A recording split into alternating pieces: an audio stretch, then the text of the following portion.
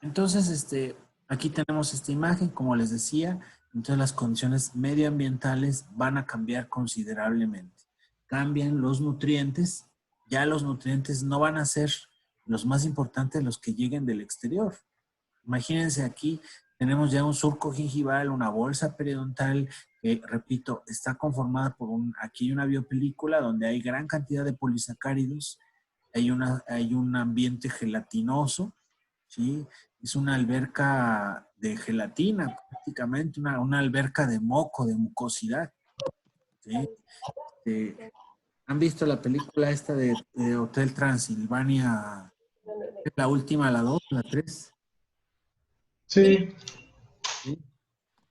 Esa escena donde están todos nadando en una alberca que es como de gelatina o de qué es, de dulce.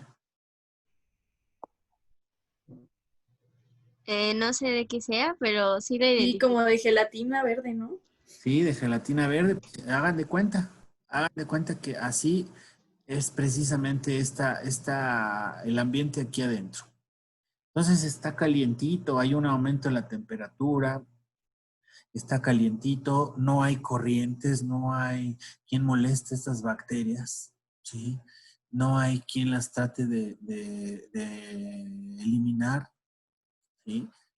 Tan fácilmente, por supuesto que sí lo hay, ¿no? Pero no es tan fácil. Además están protegidas aquí por esta bolsa que va a estar envolviendo a todas estas bacterias y está conformando pues esa alberca que imagínense si con 3 milímetros medía 1000 veces el tamaño de una bacteria, pues ahora con 7 milímetros, pues aquello es una inmensidad, ¿no? Es un río ahí, es una fosa, ¿no? Una fosa pues ideal para los microorganismos, con una temperatura excelente, con poco flujo, con gran cantidad de nutrientes, pero no son los nutrientes que provienen de la nutrición o de la alimentación de la dieta del individuo. Esos nutrientes, olvidémonos de ellos para estos microorganismos. Entonces, ¿de dónde obtienen los nutrientes o por qué decimos que hay gran cantidad de nutrientes aquí? ¿Quién me puede dar una idea?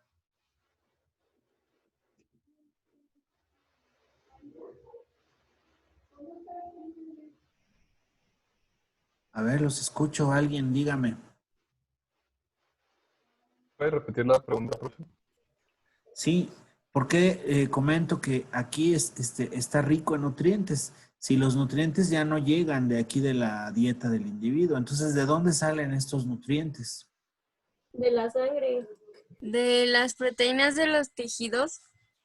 Ok, las dos respuestas son correctas de la sangre, aunque aquí realmente no hay tanta sangre, pero sí hay plasma que llega hasta acá y empieza a filtrar, ¿no? Entonces sí hay parte del líquido extracelular.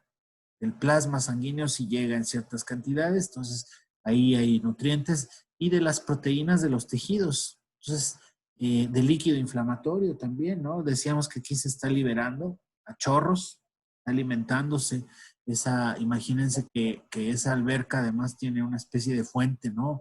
En la parte lateral del lado del tejido y en esa fuente está cayendo líquido inflamatorio que tiene grandes cantidades de proteínas y que está retroalimentando los nutrientes en el interior de esta biopelícula o de esta bolsa periodontal. Entonces, los nutrientes los va a obtener de la parte de los tejidos, de la parte interna, ¿sale?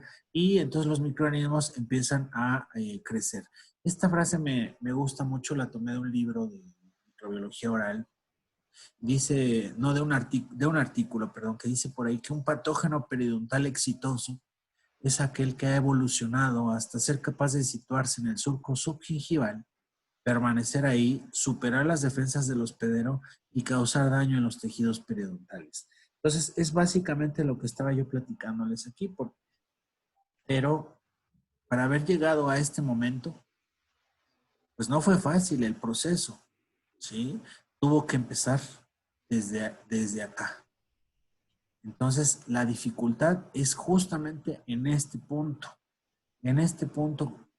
el hecho de que los microorganismos se adhieran en esta zona, empiecen a crecer, empiecen a causar una reacción inflamatoria, causen esta siguiente etapa y puedan empezar a crecer en ese surco gingival sin ser molestados, sin ser eliminados y, y que se desarrollen, a pesar de que las condiciones son muy desfavorables. En este momento son muy desfavorables para ciertas bacterias, sobre todo las que están en el fondo, porque en este momento la respuesta inflamatoria, la respuesta del hospedero, pues es una respuesta de alerta, es una respuesta de alarma, de tratar de sacar a esos patógenos, a esos microorganismos a como dé lugar. Entonces se utilizan muchísimas estrategias y en este punto donde inicia la batalla es sumamente complicado para las bacterias poder rebasar, poder superar esa primera etapa de defensa de nuestro sistema inmunológico y de las condiciones ambientales. En este momento todavía las condiciones ambientales no son las más ideales, son difíciles. Todavía hay grandes o suficientes cantidades de oxígeno, hay demasiadas células fagocíticas que están tratando de eliminarlas. Todavía por aquí puede llegar parte del cepillado dental, o algún enjuague, alguna cosa. Entonces las condiciones ambientales todavía son muy difíciles. Aquí ya no. Aquí ya los que están viviendo ya en este proceso ya están en una alberca disfrutando de una gran fiesta, ¿no? Entonces, para llegar a ese momento, el patógeno periodontal exitoso, realmente exitoso, que llega a esas etapas, ha tenido que evolucionar a lo largo de varios milenios, ¿sí? De evolución, ¿sí? De vivir con nosotros, ¿sí? De ir cambiando, de ir modificando sus estrategias para poderse desarrollar, de ir intercambiando información entre ellos, de irse transmitiendo nutrientes, de ayudarse mutuamente entre las bacterias que se desarrollan en este surco subgingival. Vamos a ver algunos de los géneros periodontopatógenos más importantes. ¿Sí? La lista es enorme de todos los microorganismos involucrados en la enfermedad periodontal, pero vamos a revisar algunos, los más importantes, los géneros y algunas especies. Vamos a empezar con el género de las prebotelas. La prebotela, género prebotela, ¿sí? Que hace algunas décadas no existía como tal o no se había descrito como tal en la cavidad oral, en la placa entobacteriana periodontal, ¿sí? Se hablaba de los bacteroides, ¿sí? Y con el paso del avance de la investigación y del desarrollo en microbiología periodontal, pues se logra describir que este género, el género prebotela y el género porfiromonas, los dos géneros, y son dos géneros diferentes al de los bacteroides, ¿sí? Y se reclasifican, se vuelven a renombrar. ¿Sí? ¿Ahí me escuchan? Como que se me fue, ¿verdad? Sí, ya lo volví a escuchar, doctor. Antes ya se había ido de nuevo. ¿Desde qué momento me fui? Justo cuando empezó la última diapositiva, la diapositiva que acababa de cambiar, ahí ¿Esta? sí, ahí justamente cuando la cambió, se dejó de escuchar. Ah, ok, qué raro. A lo mejor estoy muy lejos del módem. Bueno, entonces, les comentaba yo que el género de las prebotelas, el género de prebotela, junto con el género de porfiromonas, son dos géneros de los más importantes géneros periodontopatógenos, sumamente importantes, pero que hace aproximadamente entre 2 y 3 décadas estaban todavía clasificados como bacteroides. Y esto se los comento, me parece importante porque todavía en algunos textos se mantiene este concepto o de pronto nos toca por ahí algún texto, algún libro, algún artículo por ahí que no está actualizado y nos habla de bacteroides en la placa dentobacteriana periodontal. Eso es un error, ¿no? Es un error absoluto. Bacteroides no hay a nivel periodontal. Sí, fueron reclasificados desde hace más de 2 décadas, principalmente en estos dos géneros, en Prevotella y en Porphyromonas. En el caso de Prevotella, son bacilos gram negativos, ¿sí? Son anaerobios estrictos, son pleomórficos, y algo muy importante que precisamente los diferencia de los bacteroides es que son sensibles a la bilis. Es decir, que estos si no los comemos, no sobreviven. Y en el estómago, no en el estómago, sino en el intestino podemos encontrar gran cantidad de bacteroides que forman parte de la microbiota gastrointestinal. Y esos son muy importantes, muy, muy importantes a nivel intestinal. Y en un principio se pensaba que eran los mismos, ¿sí? Probablemente en algún momento lo fueron, pero como les comentaba hace un momento, la evolución los fue diferenciando. Y hoy en día sabemos que las bacterias de este tipo que se encuentran en el surco gingival o en las bolsas periodontales son sensibles a la bilis, ¿no? Esa es una diferencia importante que hace que estas bacterias sean únicas, prácticamente únicas y específicas de los tejidos periodontales. Son sacarolíticos en una pequeña medida, fermentan un poquito de azúcares, ¿sí? Estas prebotelas pueden o no producir pigmentos, algunas especies lo hacen, y no de manera obligada, va a depender muchas de las veces de su actividad proteolítica, y algunas especies como Prevotella denticola, ¿sí? Quizá sean de las más pigmentadas. Evidentemente, para crecer esto en el laboratorio, pues es complicado. Los medios de cultivo que se utilizan normalmente a base de sangre humana o sangre de carnero, y tiene que estar suplementado con varias cosas, varios nutrientes muy específicos que solamente se van a encontrar en esos tejidos periodontales en las concentraciones que ellos los requieren. Y uno de ellos es la hemina y la menadiona. Van a buscar por ahí qué es la hemina. ¿A qué les suena hemina?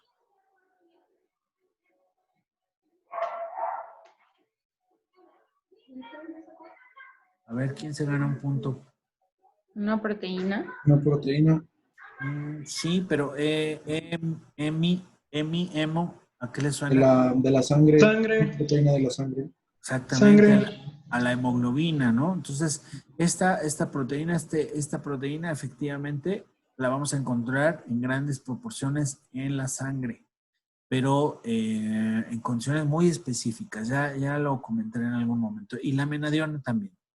Pero los medios de cultivo tienen que tener estos nutrientes, por lo menos. Gran cantidad de aminoácidos, alguna cantidad un poquito más bajita de azúcares, y los cultivos tienen que crecerse en condiciones de anaerobiosis. Entonces es cuando necesitamos utilizar la cámara de anaerobiosis, ¿se acuerdan que tenemos en el laboratorio? Pues es necesaria para que estos microorganismos crezcan, ya que el ambiente tiene que estar libre de oxígeno.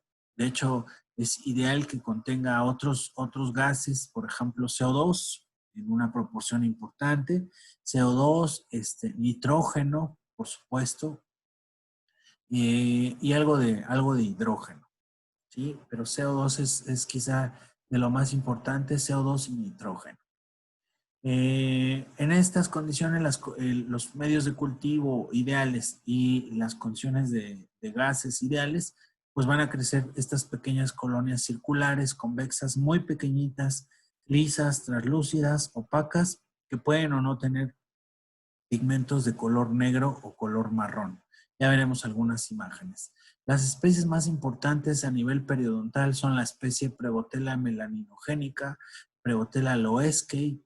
Prevotella intermedia es la que le vamos a poner aquí 2 asteriscos, que es quizá la más abundante del género, Prevotella denticola, ¿sí? Este género, estas bacterias, ¿sí? Tienen como característica que son fimbriadas, tienen en su superficie todas estas microvellosidades, estos pelitos, O estos pelos, también se les llama pilis, pelos, fimbrias, ¿sí? En toda su superficie que le favorecen o le permiten la adhesión a los epitelios. Tienen una capacidad muy importante para degradar inmunoglobulinas y su crecimiento se va a ver estimulado por hormonas como el estradiol y la progesterona, al igual que el género de las porfiromonas. Y esto es muy importante que se los comente una vez, que lo consideren, que lo tomen en cuenta, porque muchas de las veces se ha hablado de que la mujer embarazada, por ejemplo, ¿sí? O la mujer en ciertos periodos o etapas de su vida o de su desarrollo, tienen mayor predisposición a la pérdida de dientes, ¿sí? Y particularmente a la enfermedad periodontal. Y esto se debe precisamente, entre otras causas, a esto, a que hay una sobreproducción o una sobreliberación, no sobreproducción, más bien un aumento de estas hormonas en la saliva y en el líquido crevicular. Entonces, estas hormonas son aprovechadas por estas bacterias. Finalmente son estrógenos y van a llevar a cabo una función de un nutriente acelerado. ¿Sí? Favorecen el crecimiento, el desarrollo de estas bacterias, igual que lo utilizan los fisicoculturistas para favorecer, estimular el desarrollo celular, el aumento en las masas musculares, ¿sí? Y el potencial físico. Pues y de igual manera, estas hormonas de tipo estrógenos pues van a ser utilizadas y aprovechadas por las bacterias de una manera muy, muy importante. ¿Sí? Por ahí hay algún género que también no aprovecha, utiliza la testosterona. Es menos común, pero también se llega a utilizar por algunas bacterias, ¿no? Entonces, esta es una particularidad de Prevotella y de Porfiromona. ¿Sí? Aprovecho para comentarlo. ¿Qué otro factor de virulencia tiene una acción tóxica directa sobre los fibroblastos y una actividad fibrinolítica? Destruyen fibras. Y esto es importante pensando en las fibras del ligamento periodontal. Entonces, permite de alguna manera que puedan ir avanzando en su nicho ecológico. La especie más importante de este género de las Prevotellas es la especie intermedia. La Prevotella intermedia, que es ligeramente más alargada. Aquí tenemos una foto, es muy bonita la imagen. ¿Sí? Las colonias otra vez, aquí tenemos las características. Pueden crecer colonias pigmentadas. Son ligeramente sacarolíticas, utilizan algo de glucosa. Su nicho primario es el surco gingival y es la más abundante de las especies de Prevotella que se encuentra relacionado a las bolsas periodontales en pacientes con enfermedad periodontal. Siguiente género del cual les voy a hablar es del género Tannerella, ¿sí? Y dentro de este género hay varias especies. La especie más importante es la especie Tannerella forsythia, ¿sí? Identificada por primera vez en 1986. Perdón, por primera vez en el Instituto Forsyth. No fue en este año, fue mucho en los años 90. Y por primera vez se le llamó se llamaba Bacteroides forsythus. ¿Sí? La primera vez que se describe esta bacteria, que es en los años 90, se le llamó por primera vez el Bacteroides forsythus. Y también muy parecido y deriva del nombre del instituto, el Instituto Forsyth, que es creado, el instituto en 1986, y es el instituto de investigación en patógenos periodontales más importante del mundo. Se encuentra en Boston y es un complejo universitario asociado a la Universidad de Harvard.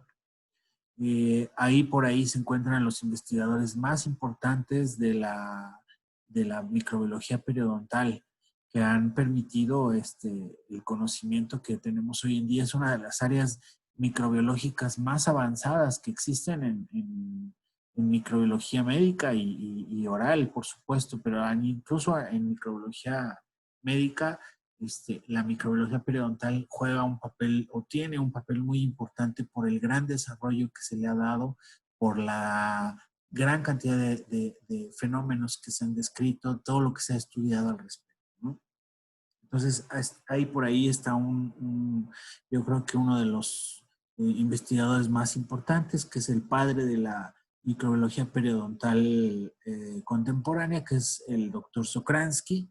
Pues él todavía trabaja en el Instituto Forsyth de Boston, ¿no? Entonces, hay por ahí cosas muy interesantes para la gente que le guste la periodoncia y que se empiece a encaminar hacia allá y más adelante estudie una especialidad, pues va a tener que ampliar esta información, ¿no? Entonces, Tannerella y Forsythia, que es el nombre que recibe actualmente, estos microorganismos se van reclasificando en base a lo que se va descubriendo.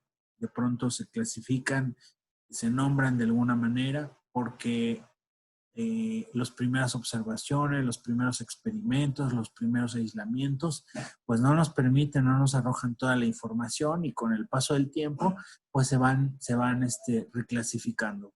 Tal es el caso, el ejemplo que les pongo es ahorita algo que tenemos justo en este momento, que es el virus del SARS-CoV-2. En un principio se le nombró el COVID, simplemente se le llamó COVID-19, creo que era el nombre del virus, no me acuerdo exactamente el nombre que recibió, ¿sí? Y después ya se estudia más a fondo sus ramas filogenéticas, exactamente cuál es su origen, si pertenece o no a ese género y demás, y se reclasifica en el caso del virus en el SARS-CoV-2.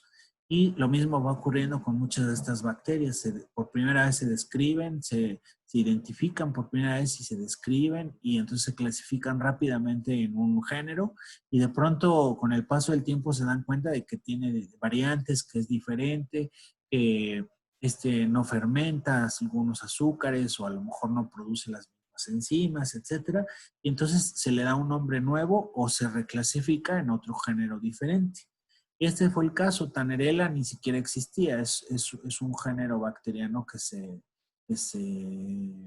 nombra por primera vez hace, creo que unos 4 años más o menos que tendrá, ¿no? En honor a un investigador muy, muy importante de lo que son las biopelículas dentales, que es precisamente Tanner. Entonces, esta Tannerella forsythia es clave en el caso de la enfermedad periodontal. Es una bacteria pleomórfica, ¿sí? Que llega a tener estas formas alargadas, basilares y mucho más redondeadas, casi cocoides, ¿sí? Y bajo ciertas condiciones llega a alargarse de esta manera o incluso un poco más, ¿no? Entonces, las células no son móviles, ni esta ni las anteriores no son móviles, carecen de movilidad propia. Sin embargo, todas estas bacterias se pueden mover a través de movimientos brownianos, por vibración, y dirigirse de alguna manera a sitios a través de gradientes de concentración química. Entonces, estas células no son móviles como tales, ¿no? Igual que los eritrocitos, por ejemplo, ¿no? En nuestra sangre no son móviles, pero la corriente los lleva y los dirige a todo el organismo, ¿no? En el caso de las bacterias también tienen ciertas propiedades que les permiten dirigirse hacia ciertos lugares, ciertos tejidos, ciertas zonas, pero no por voluntad propia, no a través de un motor, ¿sí? Vamos a ver que hay bacterias que sí tienen esa capacidad de moverse por sí mismas.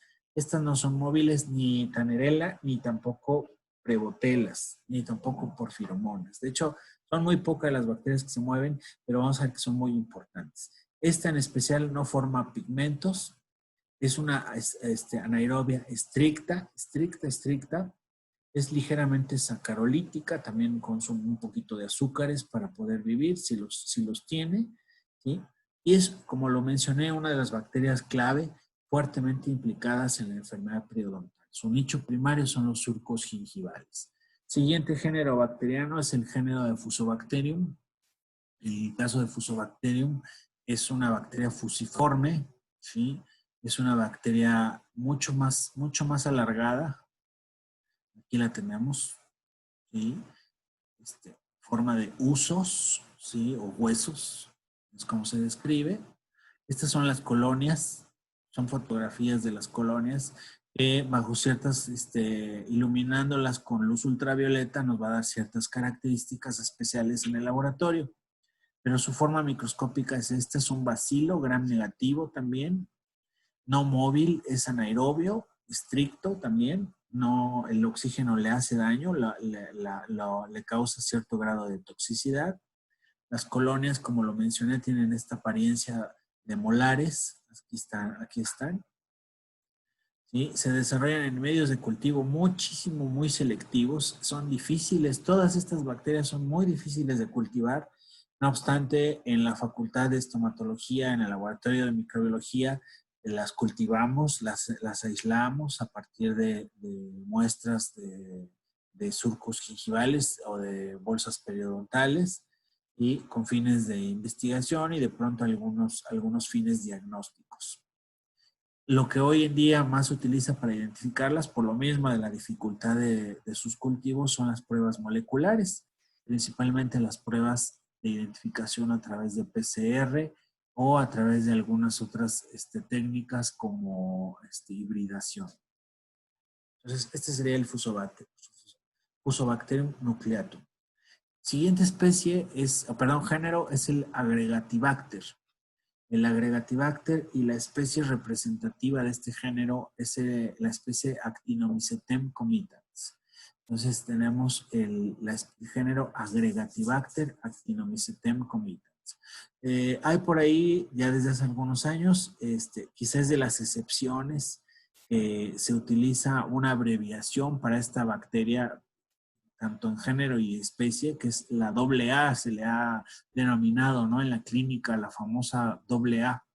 Por el nombre tan extenso, tan grande y a veces difícil de pronunciar, el Agregatibacter Actinomycetem comitans. Entonces la van a encontrar por ahí como la famosa AA. Y les repito, es una excepción porque realmente los nombres bacterianos no se abrevian.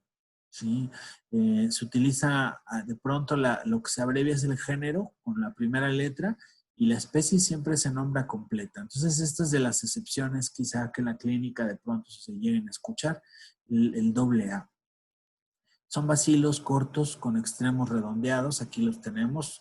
También son un tanto pleomórficas porque de pronto pueden parecer con formas cocoides ligeramente aplanadas que se van alargando, ¿sí?, con los bordes muy redondeados, ¿sí?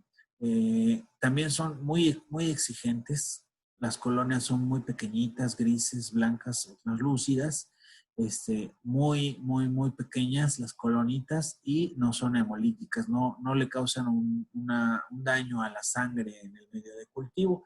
¿Sí? Se requiere CO2 para su crecimiento y sangre total o sangre ligeramente lisada, se calienta. Su nicho primario son los surcos gingivales o sitios subgingivales. Se ha implicado principalmente en periodontitis de tipo agresivo, particularmente en la que se presenta en jóvenes. Las clasificaciones de las enfermedades periodontales van cambiando constantemente cada ciertos años. El año, si no mal recuerdo, el año antepasado, a finales del año antepasado, se reclasificaron las enfermedades periodontales y hay una clasificación nueva. ¿Sí? La anterior a esta subdividía o presentaba por ahí el grupo de la periodontitis juvenil. En la última clasificación ya no, ¿sí? Ya no aparece como una variedad. Sin embargo, sí aparece por ahí con otro nombre. Ya la mencionaremos. La clasificación es muy amplia, muy extensa, ¿sí? Entonces, en un principio se pensaba que era una bacteria que pertenecía a los actinomyces. Son dos géneros muy diferentes. El Actinomyces que hemos mencionado, que está entre los primeros colonizadores, también es una bacteria alargada, es una bacteria más bien filamentosa. El Actinomyces viscosus, el Islandi, el Actinomyces israeli, que es uno de los patógenos de ese género. Se pensaba que era una bacteria que pertenecía a ese género en un principio. De hecho, por eso, por lo parecido de las características, se le nombró así a la especie Actinomycetem comitans. Sin embargo, hoy se sabe que es un género único, ¿no? Diferente. ¿Vale? Se puede asociar con los actinomyces. Eso sí llega a ocurrir, produciendo algunas infecciones a nivel de corazón, a nivel de oído, a nivel de abscesos cerebrales, abscesos abdominales, infecciones hospitalarias importantes. Tiene factores de virulencia muy importantes que son los lipopolisacáridos. Ya casi se nos va a acabar el tiempo, nos quedan 4 minutitos, voy a continuar y ahorita cuando termine el tiempo, ahí vamos a dejar la clase. Vamos a continuar con esta clase de bacterias periodontales el día miércoles, ¿sale? El día miércoles. Y a los chicos de la especialidad esta semana, ahora sí nos veremos en un foro individual. Yo mañana les aviso o mañana les pregunto a ver qué día les acomoda mejor y en qué horario para que podamos vernos. ¿Sale? ¿Hasta aquí tienen alguna duda?